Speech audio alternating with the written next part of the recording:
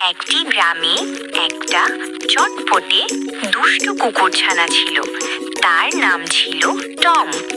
আজ সকালে সে অপেক্ষা করতে থাকে তার বন্ধু আহনাফ কখন ঘুম থেকে উঠবে আর তাকে আদর করবে।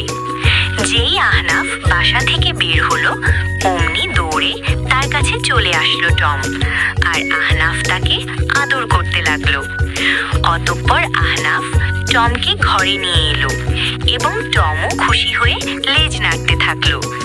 তারপর আহনাফ টমকে খাবার খেতে দিল এবং টম খুব মজা করে খাবারগুলো খেয়ে নিল। এখন তারা বাসা থেকে বের হলো।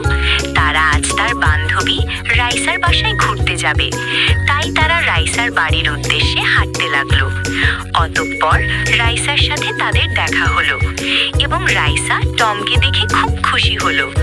তাই রাইসা তাদেরকে একটা সুন্দর মাঠে নিয়ে গেল এবং সুন্দর করে নানান সুস্বাদু খাবার আহনাফ এবং টমকে নিয়ে খেতে লাগলো।